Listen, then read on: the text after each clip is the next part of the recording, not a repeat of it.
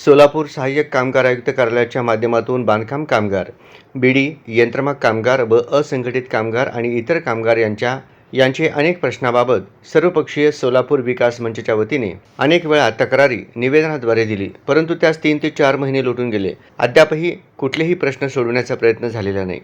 म्हणून सर्वपक्षीय सोलापूर विकास मंचच्या वतीनं 9 सप्टेंबर रोजी विकास मंचचे प्रमुख साथी बशीर शेख, उपाध्यक्ष विष्णू कारंपुरी महाराज, उपाध्यक्ष अर्जुन सलगर आणि सर्वपक्षीय पदाधिकाऱ्यांनी सहाय्यक कामगार आयुक्त कार्यालयात अचानक भेट देऊन धडक दिली. यावेळी नेहमीप्रमाणे सहाय्यक कामगार आयुक्त शिरीष गायकवाड उपस्थित नव्हते. त्यामुळे सरकारी कामगार अधिकारी गायकवाड यांना भेटून आम्ही दिलेल्या निवेदनाची कारवाई झाली का असे विचारले. त्यावेळी सरकारी कामगार अधिकारी गायकवाड हे आमचे साहेब नाहीत, आल्यावर याबाबत पूर्ण माहिती तुम्हाला दिली जाईल असे म्हणाले. तेव्हा सर्व पदाधिकाऱ्यांनी सरकारी कामगार अधिकारी यांना धारेवर धरले, घोषणाबाजीला सुरुवात केली व आमच्या मागण्या त्वरित मान्य करा, अन्यथा आमचा पुढचं आंदोलन तीव्र राहील असा इशारा दिला. सरकार कामगार अधिकाऱ्यांनी वरिष्ठ अधिकाऱ्यांच्या चर्चा करून 13 सप्टेंबर रोजी बैठकीचे आयोजन करण्याचे आश्वासन दिले.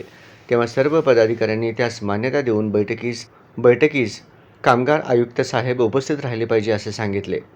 कामगार आयुक्त कार्यालयाच्या माध्यमातून कामगारांचे प्रश्न सुटण्याऐवजी दिवसेंदिवस अधिक बिकट होत आहेत.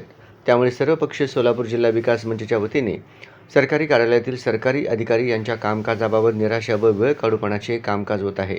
अनेक प्रश्नाबाबत हायकोर्टाने मार्गदर्शक सूचना दिले तरी सरकारी अधिकारी दखल घेत नाहीत. हे अत्यंत शोकांतिक आहे. प्रामुख्याने ज्या गरिबांचे कामगारांचे प्रश्न असतात, या प्रश्नाला सहाय्यक कामगार आयुक्त कार्यालय हे प्रथम न्यायालय आहे.